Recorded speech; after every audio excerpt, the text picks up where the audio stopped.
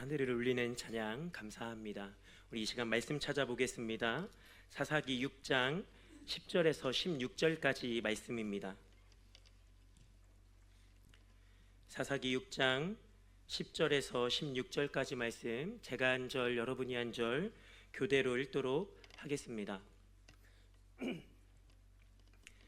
내가 또 너희에게 이르기를 나는 너희의 하나님 여호와이니 너희가 거주하는 아모리 사람의 땅의 신들을 두려워하지 말라 하셨으나 너희가 내 목소리를 듣지 아니하였느니라 하셨다 하니라.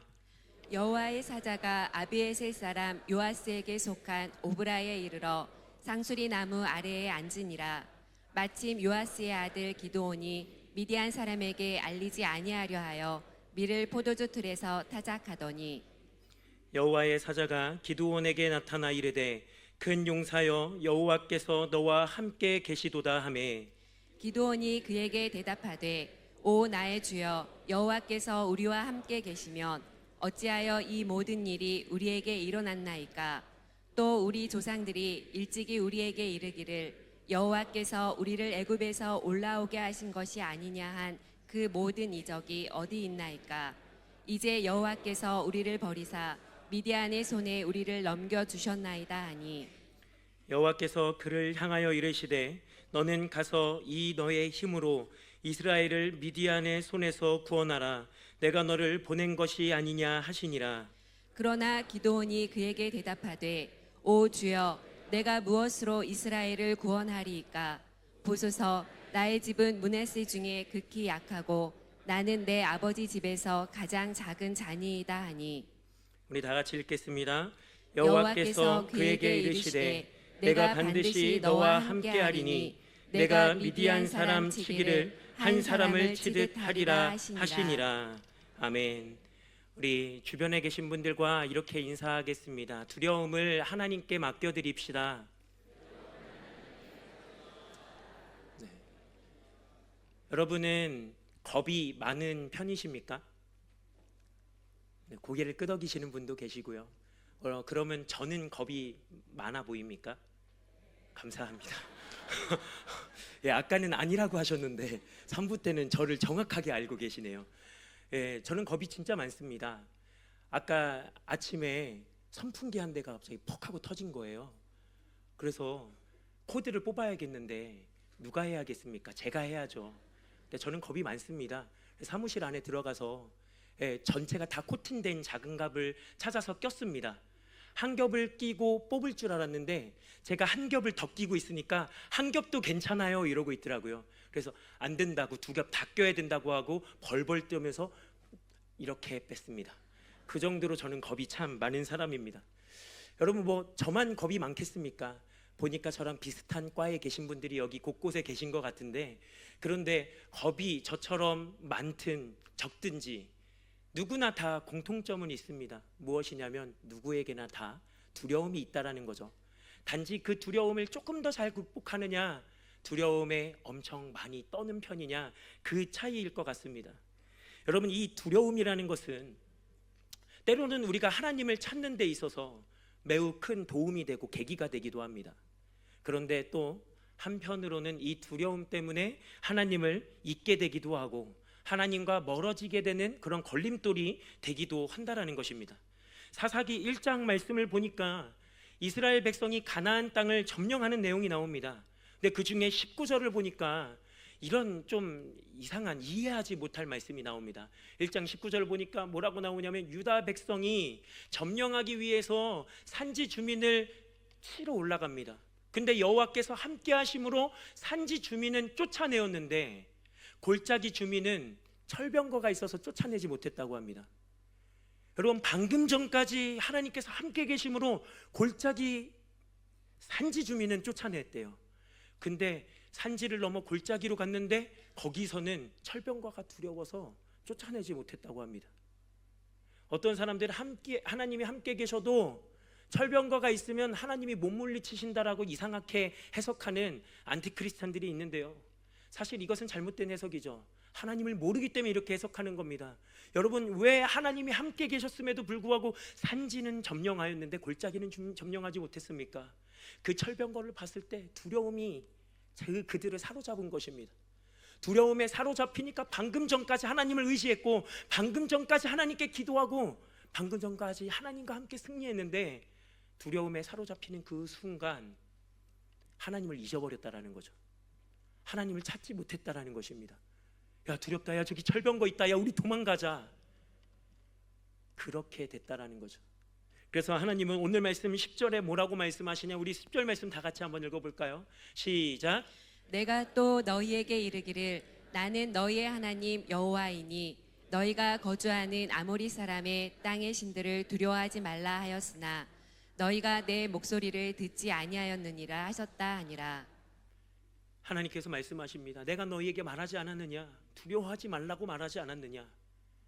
그것이 적들의 강함이든 적들의 최신식 무기이든 적들의 어떤 능력이 많음이든 또는 그들이 섬기고 있는 신이든 무엇이든 두려워할 필요가 없다.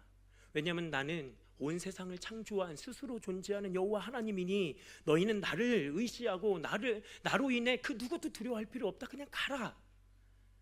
그런데 문제는 무엇이냐? 하나님께서 이렇게 말씀하셨음에도 불구하고 두려움에 사로잡힌 그들은 하나님의 목소리를 듣지 못했다라는 것입니다. 두려워 떨었다라는 거죠. 그래서 하나님과 함께 승리할 수 있는 것도 하나님과 함께 승리하지 못했다라는 것입니다. 여러분, 심리학자들이랑 정신분석학자들이 두려움에 대해서 뭐라고 얘기하냐면요, 그들은 두려움에 대해서 긍정적으로 얘기합니다. 실제로도 두려움은 긍정적입니다. 왜냐하면 이 두려움은 우리의 생존 본능이라는 그 시스템에 아주 중요하고 유익한 영향을 주기 때문입니다. 위협에 빠져 있을 때 두려움에 빠지게 되었다, 두려움을 느끼게 되었다, 그러면 그 위협에서 도망칠 수 있는 힘을 준다라는 거죠. 여러분, 제가 오늘 아침에 밥을 많이 먹었을까요? 못 먹었을까요? 어떻게 그렇게 잘 아십니까? 저희 아내가 힘내서 밥을 먹고 가라고 어젯밤에 그럽니다. 야채 소세지 볶음을 해놨대요. 그 맛있는 게 전혀 땡기지가 않더라고요. 못 먹고 상위에 올려져 있는 빵 한 조각이 들고 나와서 그 빵 꾸역꾸역 먹으면서 지금 이 자리에 서 있는 겁니다. 여러분, 제가 지금 화장실을 안 가고 싶을까요? 가고 싶을까요? 다리를 꼬고 있을까요? 안 꼬고 있을까요? 꼬고 있습니다. 굉장히 화장실에 가고 싶어요. 오줌 아니 소변이 마렵습니다. 너무 화장실 가고 싶어요. 여러분, 지금 제 심장 소리가 들리십니까? 저는 들리세요? 이거는 거짓말이신 것 같은데요. 스피커에 제 심장 소리가 들리는 게 아닐까. 지금 노심초사하고 있다라는 거죠. 여러분, 자꾸 땀이 납니다. 아까 2부 예배 설교 끝나고요, 사무실 들어가가지고 에어컨 앞에 한참을 서 있었어요. 땀범벅이 돼가지고요. 여러분, 근데 이게 그냥 일어나는 현상이 아니라 이게 바로 두려움이 생존 본능 시스템에게 보내는 긍정적인 효과라는 거예요. 이게? 하는 생각이 들 수 있는데 잘 들어보십시오. 뭐냐면요, 우리가 두려움에 빠져 있다는 건 위협적인 상황에 있다는 건 아닙니까? 그럼 그 위협에서 벗어나야 되잖아요. 그러면 밥을 먹지 않음으로써 몸을 가볍게 하는 겁니다. 소변이라도 내 몸에서 배출시킴으로써 몸을 조금이라도 가볍게 만드는 거예요. 그리고 심장이 두근두근 빨리 뛰고 땀이 나게 함으로써 몸을 뜨겁게 함으로써 언제든지 도망칠 수 있는 그런 준비를 시킨다라는 거예요. 바로 이게 두려움의 현상이고 두려움이 우리에게 주는 생존의 긍정적인 요소라는 거죠. 그런데 이것과 함께 몸을 가볍게 만들었듯이 또 한 가지를 가볍게 만드는데 그것이 무엇이냐? 바로 생각이랍니다. 생각을 가볍게 만든대요. 여러분, 두려울 때, 두려우면 막 너무 두려운데 제가 아까 못 먹은 야채 소세지 볶음이 안타까울까요? 아니죠. 지금 제가 바라는 것은 주여 은혜롭게 이 설교의 시간이 빨리 마무리되게 하여 주옵소서. 오직 이 생각밖에 없거든요. 이렇게 생각이 가벼워지는 거예요. 오직 어떻게 해야 이 두려움에서 벗어날 수 있을까? 이 위협에서 벗어날 수 있을까? 거기에만 초점이 맞춰지고 생각이 가벼워진다라는 거죠. 그런데 이 생각이 가벼워질 때 신앙의 사람들은 그 가벼워진 생각을 통해 하는 생각이 오직 예수 그리스도, 하나님, 성령님밖에 없다라는 것입니다. 그런데 저 같은, 이렇게 표현해서 죄송합니다, 쫄보는요, 하나님을 생각하지 못한다라는 거예요. 여러분, 얼마나 두려운지요. 하나님을 생각해야 된다는 거 머리로는 아는데요, 자꾸만 다른 방법을 생각해내는 거예요. 어떻게 해야 어떻게 해야 내가 이 상황에서 도망칠 수 있을까? 지금 이 자리에서 어떻게 해야 여러분들에게는 또 기쁨과 은혜를 주고 저는 또 어깨가 이렇게 한껏 이렇게 자유롭게 이렇게 내려갈 수 있을까? 여러분, 어떤 상황과 환경 속에서도 주님만 바라보고 주님께 맡겨드릴 수 있는, 그래서 결국에 주님을 통해서 승리할 수 있는 저와 여러분이 되시길 주님의 이름으로 축복합니다. 우리 11절 12절 말씀 한번 볼까요? 11절 12절입니다. 시작. 여호와의 사자가 아비에셀 사람 요아스에게 속한 오브라에 이르러 상수리 나무 아래에 앉으니라. 마침 요아스의 아들 기드온이 미디안 사람에게 알리지 아니하려 하여 밀을 포도주 틀에 타작하더니 여호와의 사자가 기드온에게 나타나 이르되 큰 용사여 여호와께서 너와 함께 계시도다 하매. 오늘 우리가 말씀해 보고자 하는 기드온에 대해서 지금 설명하고 있는데요. 이 기드온은 어떤 사람이냐면 요아스의 아들이라고 합니다. 여러분, 요아스의 아들이라고 되어 있는데 여러분 뒤에 말씀을 자세히 읽어보면 이 가문에 대해서 뭐라고 얘기했냐면 기드온은 므낫세 중에 가장 약한 가문의 사람, 그 약한 가문 중에서도 가장 작은 집, 그 작은 집에 속한 자기 요아스 아버지들 중에서 아버지의 그 자식들 중에서도 내가 가장 연약한 사람입니다. 내가 가장 볼품없는 사람입니다 라고 얘기합니다. 자기가 소개한 것과 어울리는 행동을 지금 하고 있는데 무엇을 하고 있냐면 밀을 타작하고 있는데 포도주 틀에서 밀을 타작하고 있다고 합니다. 왜냐하면 미디안이 이스라엘을 얼마나 괴롭히는지, 추수하는 것이 있으면 다 뺏어가고요, 추수하는 것이 있기 전에 파종할 때부터 그들을 착취하고 괴롭혔거든요. 그래서 굴과 산성을 만들어서 산으로 다 도망갔습니다. 그래서 몰래 숨어서 농사를 지었고 곡식을 간신히 얻어냈습니다. 그렇게 해서 밀을 얻어냈는데 그 밀을 어디서 타작하냐? 포도주 틀에서 타작했다라는 거예요. 포도주 틀이 뭐길래 거기서 타작했는지 궁금해하실 것 같아서 사진을 준비했습니다. 사진? 네, 이렇게 생겼어요. 여러분, 저기 보면요, 깊이 움푹 패인 데가 있고 덜 패인 데가 있죠. 바로 덜 패인 데에다가 포도를 놓고 거기서 포도를 막 밟습니다. 걱정하지 마세요. 발은 깨끗하게 닦았을 거예요. 그러니까 깨끗이 씻은 발로 이렇게 밟으면 그 즙이 어떻게 될까요? 움푹 패인 곳으로 들어가게 되겠죠. 바로 저기가 포도주 틀이에요. 여러분, 저기에서 숨을 수 있을까요? 못 숨을까요? 숨기 좋죠. 숨기가 너무 좋은 곳입니다. 저기에 바싹 숨어서 거기서 밀을 타작하고 있는 거예요. 그러면 미디안한테 들키지 않을 게 분명하니까요. 그리고 더 말씀을 자세히 묵상해 보니까 포도를 언제 수확하냐면 7월 중순에서 10월 초에 그 사이에 포도를 수확을 한다고 합니다. 그런데 밀은 언제 수확하냐? 5월에 수확한대요. 그럼 밀이 있을 때 저 포도주 틀을 사용할까요? 사용하지 않을까요? 사용하지 않죠. 미디안 사람들이 이스라엘 백성을 공격하러 왔을 때 저 포도주 틀에 갈까요? 안 갈까요? 가지 않을 거예요. 왜냐하면 저기는 지금 포도주를 수확할 때가 아니니까. 이런 것을 봤을 때 기드온은 좀 머리가 좋았던 사람인 것 같아요. 머리를 좀 쓸 줄 아는 사람이었던 것 같아요. 생각이 많은 사람, 똑똑한 사람. 그런데 그래서 오히려 더 불안의 변수, 위협의 변수를 더 많이 생각하는 사람, 그래서 남들보다 더 겁이 많은 사람, 그런 사람이지 않았을까라고 생각해 봅니다. 여러분, 이런 사람들의 또 특징이 있는데 무엇이냐면 바로 의심이 많다라는 거죠. 과연 하나님 정말 살아계실까? 하나님 정말 존재해 계실까? 하나님이 존재해 계신다면 이런 일이 과연 왜 일어나는 건가? 이런 의심이 기드온 안에 있었다라는 거죠. 12절 13절 말씀 읽어보겠습니다. 시작.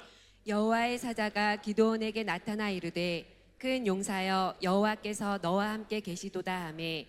기드온이 그에게 대답하되 오 나의 주여 여호와께서 우리와 함께 계시면 어찌하여 이 모든 일이 우리에게 일어났나이까?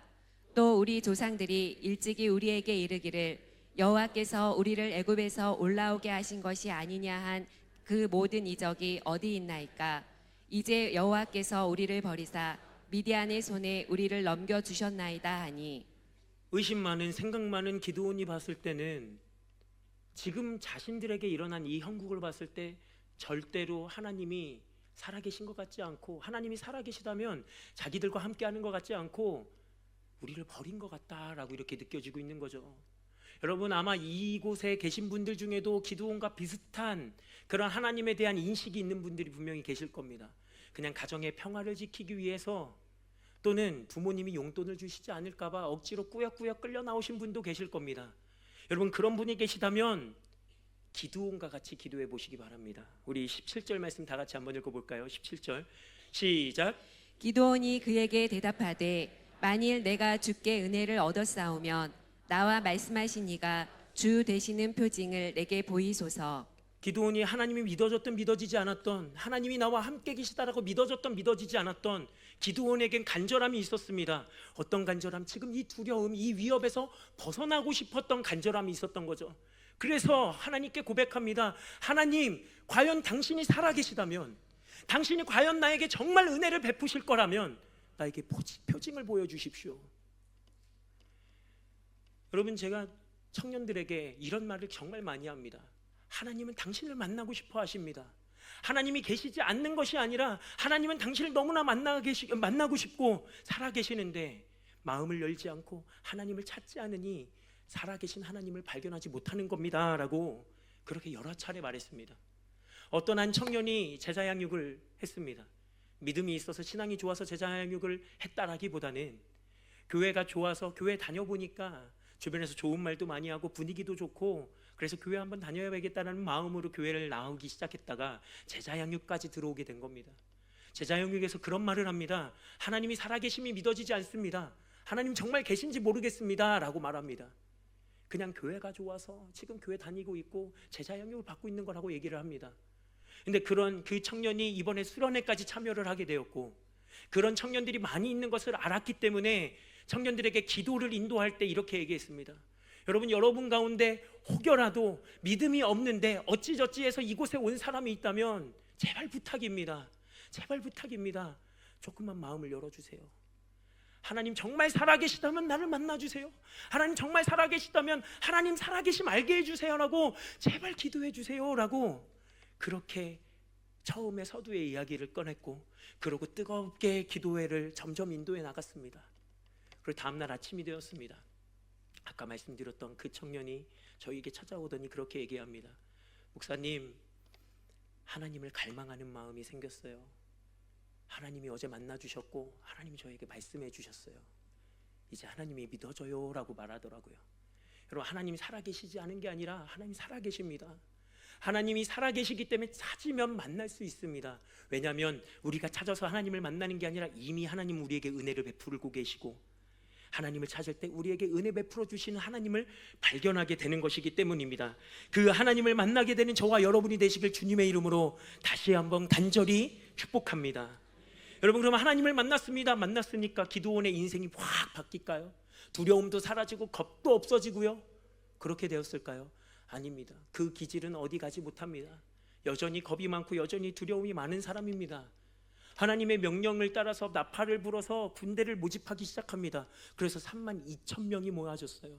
32,000명은 많은 인원일까요? 적은 인원일까요? 사사기 7장 12절 말씀을 한번 볼까요? 다 같이 한번 읽어보겠습니다. 시작.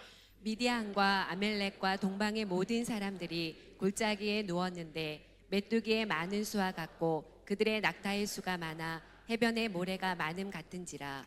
여러분, 숫자를 세다가 못 셌는지 미디안 군인들을 얼마나 양을 그 얼마인지를 설명을 하는데 메뚜기 떼와 같고 모래알과 같이 많다라고 설명을 합니다. 그런 많은 숫자에 비해서 32,000명은요 굉장히 너무나 적은 숫자죠. 그 숫자를 가지고 나가서 싸우려고 하는데 아무리 싸우려고 봐도 두려운 겁니다. 그래서 하나님한테 기도합니다. 하나님, 저 두렵습니다. 만약 하나님 정말 하나님이 저들을 저의 손에 붙여주셨다면 제가 양털 뭉치를 준비할 테니 표징을 또 한번 보여주세요. 양털에만 이슬이 내리고 그 주변은 이슬이 내리지 않게 해주세요. 그리고 아침이 지나서 정말 그렇게 하나님이 하셨나 안 하셨나 보러 갔는데 보니까 정말 양털에만 이슬이 맺혀 있는 겁니다. 양털만 이슬이 가득한 겁니다. 그러면 어떻게 하면 됩니까? 나가서 싸우면 되잖아요. 아, 하나님 나와 함께 계시는구나. 그런데 여전히 두려워서 하나님 죄송해요. 여전히 두렵습니다. 한 번 더요. 이번에는 반대로요. 이번엔 반대로 양털만 아주 보송보송하게 주변만 이슬이 가득하게 해주세요. 다음 날 하나님 들어주셨을까요? 안 들어주셨을까요? 이 정도 했으면 좀 그만 두려워하고 가 싸워 이렇게 하셨을까요? 아니요. 여전히 또 그의 두려움을 공감하시고 이해해 주시고 또 한번 표징을 보여주십니다. 그제서야 이제 기드온이 나가 싸울 마음이 생긴 거예요. 나가서 싸우려고 봤는데 하나님이 그러시는 거예요. 32,000명 너무 많다. 돌려보내. 그래서 10,000명이 남았습니다. 근데 10,000명도 많다는 거예요. 또 한 번 돌려보냈습니다. 그래서 300명이 나왔어요. 기드온은 다시 두려워졌을까요? 안 두려워졌을까요? 두려워졌습니다. 너무 두려워진 거죠. 그런데 하나님이 또 다시 두려워하는 기드온을 하시고 이렇게 말씀하십니다. 9절에서 11절 우리 3절 말씀 한번 읽어보겠습니다. 시작. 그 밤에 여호와께서 기드온에게 이르시되 일어나 진영으로 내려가라. 내가 그것을 내 손에 넘겨 주었느니라. 만일 내가 내려가기를 두려워하거든 내 부하 브라와 함께 그 진영으로 내려가서 그들이 하는 말을 들으라. 그 후에 내 손이 강하여져서 그 진영으로 내려가리라 하시니 기드온이 이에 그의 부하 브라와 함께 군대가 있는 진영 근처로 내려간즉. 여러분, 하나님께서 말씀하시는 겁니다. 야, 내가 저 군대 다 네 손에 넘겨줬어. 그러니까 내려가서 싸우면 돼. 그럼 이길 수 있어. 근데 만일 두렵지? 두려우면 아직 나가서 싸우지 말고 너 부하 중에 브라라는 부하 있지? 그 부하 데리고 한번 미디안 진영에 가봐. 그리고 그 진영에 가서 그들이 뭐라고 말하는지 한번 들어봐. 여러분, 일단 두려워서 싸울 용기는 없고 그래도 하나님이 두려우면 이렇게 해보라고 하니까 용기를 내서 한번 진영으로 가보는 겁니다. 진영에 갔더니 군인 2명이 이야기하는 이야기를 듣게 됩니다. 한 군인이 자신이 꾼 꿈을 이야기해요. 내가 꿈에 보는데 보리떡 한 덩어리가 우리 미디안 진영으로 굴러 들어오더라. 그러고 그게 미디안에 있는 모든 진영 그 장막들을 쓰러뜨리더라. 근데 그 이야기를 들은 또 다른 미디안 군인이 이렇게 대답합니다. 그 보리떡 기드온이야. 기드온이 우리를 이렇게 무너뜨릴 거야 라고 이야기를 하는 겁니다. 여러분, 웃기지 않습니까? 이스라엘 군인끼리 그런 게 아니라 미디안 군인끼리 이러고 있는 겁니다. 어떻게 이런 일이 일어날 수 있죠? 왜 그러냐면 미디안은 너무나도 잘 알고 있었어요. 하나님과 함께 하시는 이스라엘이 얼마나 강한지 알고 있었던 거예요. 그러니까 기드온이 하나님과 함께 한다는 얘기를 들었을 때부터 야, 이제 큰일 났다. 어떡하냐? 이스라엘이 힘을 다시 회복했으면 어떡하지? 이스라엘 가운데 다시 하나님의 능력이 나타나면 어떡하지? 그런 말들이 퍼져서 그 메뚜기 떼와 같이 많은 그 미디안 진영의 두려움으로 가득 차 있는 거예요. 여러분, 이것이 바로 하나님과 함께하는 저와 여러분이 누릴 수 있는 하나님의 자녀된 권세인 줄로 믿습니다. 이 권세가 저와 여러분 가운데 넘쳐나기를 주님의 이름으로 축복합니다. 그럼 만약에 여러분 우리가 그 권세를 누리지 못하고 두려워서 기드온이 하나님 300명 가지고 나가서 싸우라고요?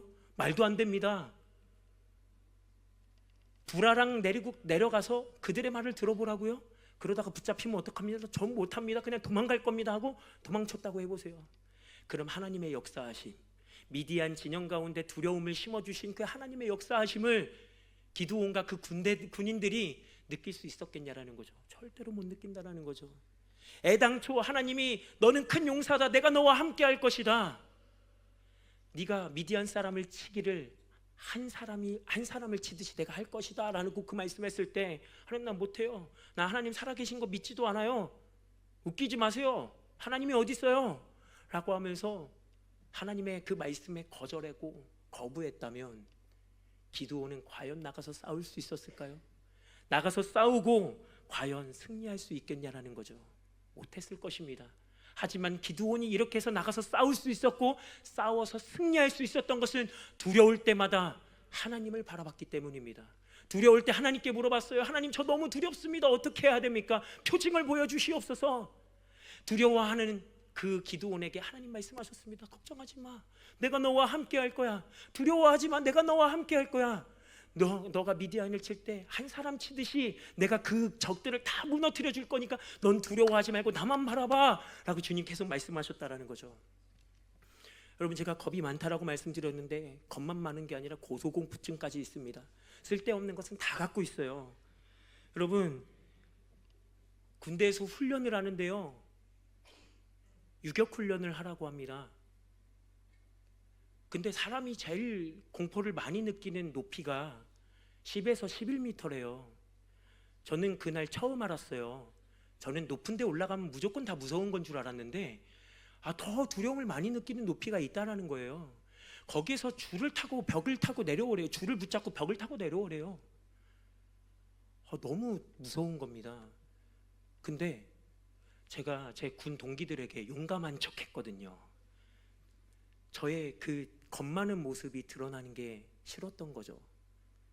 그래서 용기 내어서 올라가려고 하는데 올라갈 때 계속 이런 생각이 드는 거예요. 올라갔다가 심장마비로 쓰러지면 어떡하지? 올라갔다가 바지에 오줌을 싸면 어떡하지? 이런 여러 가지 생각이 있는데 그래도 그 생각보다 그 동기들한테 두려운 거 티내는 게 더 싫었던 거예요. 그래서 할 수 있습니다! 막 하면서 막 이제 벽에 막 이렇게 줄을 붙잡고 선 거죠. 그리고 이제 막 어찌저찌 해서 막 내려오려고 했는데 그런 얘기를 하는 겁니다. 뒤에 저를 붙잡아주는 지탱해주는 줄이 있었는데 그 줄이 나를 붙잡아줘야 내려갈 수 있는 거랍니다. 근데 그 줄이 나를 붙잡으려면 뒤로 좀 이렇게 누워야 된대요. 근데 지금은 누울 수 있거든요. 지금은 이만큼도 누울 수 있거든요. 근데 그때 거기서는 이만큼도 못 눕게 끊는 거예요. 딱 계속 이러는 거예요. 이미 전문용어로 뽀록이 닫았어요. 제가 얼마나 겁쟁인지. 근데 거기서 이미 여기까지 왔는데 포기하지 않겠다, 한번 해보겠다. 근데 이미 조교들은 화가 너무 났어요. 내려가라고! 뒤로 누우라고! 저는 계속 말로만 할 수 있습니다! 해보겠습니다! 근데 그 말이 계속 제 귀에 들린 겁니다. 뒤로 누워. 그럼 그 줄이 너를 붙잡아 줄 거야. 뒤로 누워. 그러면 그 줄이 너를 붙잡아 줄 거야. 얘라 모르겠다 하더니 진짜 붙잡아 주더라고요. 그래서 내려왔어요. 이야기의 끝은 참 싱겁지 않습니까? 맞습니다. 우리는 이 일의 결과가 굉장할 거라고 생각하고 클 거라고 생각하고 어려울 거라고 생각하고 못할 거라고 생각합니다. 그런데 막상 하나님께 맡겨드리면요, 하나님이 별것도 아니었네 라는 생각이 들 정도로 다 이루어 주신다라는 거죠. 그럼 제가 설교가 끝날 때마다, 제가 여기 올라올 때마다 굉장히 두려운 마음 가지고 올라오거든요. 막상 설교가 마무리가 되면 하나님이 하실 건데 왜 항상 올라올 때 난 이렇게 두려워하면서 올라올까? 그러면 다음 설교 때는 또 안 두려워할까요? 똑같이 또 올라올 때 하나님이 하실 거 알면서도 두려워하면서 올라와서 또 두려워하면서 설교하고 또 내려갔다 하나님이 하실 건 맨날 반복돼요. 여러분, 이게 신앙인의 모습인 줄로 믿습니다. 여러분, 믿는다고 해서 두려움이 사라지는 건 아닙니다. 믿어도 두려움은 여전히 존재하고요, 믿어도 두려움의 요소들은 계속해서 존재합니다. 그런 가운데 우리가 해야 될 것은 무엇이냐면 계속해서 반복되는 그 두려움 가운데 주님의 음성을 듣는 거예요. 그 두려움 가운데 주님께 기도하는 겁니다. 그 두려움 가운데 주님을 의지하고 주님께 맡겨드리는 것입니다. 그러면 주님께서 우리의 두렵고 겁 많은 우리의 인생 가운데 찾아와 주셔서 우리의 인생을 도망치는 인생, 포기하는 인생, 패배하는 인생이 아니라 결국 승리하는 인생으로 만들어 주실 줄로 믿습니다. 그 주님만 신뢰하며 살아가시는 저와 여러분이 되시기를 다시 한번 주님의 이름으로 축복합니다. 우리 같이 말씀 붙들고 기도하겠습니다. 이 시간 기도할 때 우리의 삶을 주님 앞에 고백합니다. 우리의 두려움 많은, 겁 많은 우리의 인생을 주님 앞에 맡겨드립니다. 두려울 때 도망치는 것이 아니라 두려울 때 하나님을 바라보고 하나님께 맡겨드리고 하나님께 기도하고 주님의 말씀에 귀 기울임으로써 우리의 두려움을 이기게 하여 주시옵소서. 주님께 맡겨드림으로 승리하는 삶을 살아가게 하여 주시옵소서라고 우리 다 함께 기도하며 나아갑니다. 하나님 아버지 감사합니다. 하나님, 우리 가운데 말씀해 주심을 감사합니다. 주님, 우리 가운데 주님 역사해 주심을 감사합니다. 두려워 떠는 우리를 탓하는 것이 아니라, 두려워 떠는 우리를 답답해하는 것이 아니라 계속해서 내 옆에서 두려워하지 말라 말씀하시고 우리의 겁 많은 그 기도, 우리의 투정의 기도, 우리의 벌벌 떠는 그 기도 가운데 응답해 주심을 감사합니다. 하나님, 두려울 때 주님을 바라보길 원합니다. 겁 많은 우리가 도망치는 것이 아니라 하나님, 그 두려움 속에서 벌벌 떠는 그 상황 속에서 주님만 바라보며 주님께 의지하며 나아가겠습니다. 아버지, 주님을 의지하며 나아가겠사오니 주님 우리의 삶에 역사하시고 우리 가운데 일하여 주시옵소서. 두려워 떠는 우리에게, 반복하여 두려워 떠는 우리에게 계속해서 두려워하지 말라 말씀하시고 그 기도를, 우리의 기도를 날마다 들어주심을 감사합니다. 하나님, 두려움을 극복하는 방법을 오늘 말씀을 통해 깨닫게 해주셨사오니 우리의 삶에 앞으로 계속해서 두려움이 찾아올 때 하나님, 오늘 말씀을 기억함으로써 주님께 의지하고 주님께 맡겨드리고 주님께 기도하고 주님의 음성을 들음으로써 그 모든 두려움 극복하고 이겨내고 승리하며 살아가는 우리 모두가 되게 하여 주시옵소서. 이 모든 말씀 예수님의 이름으로 기도합니다. 아멘.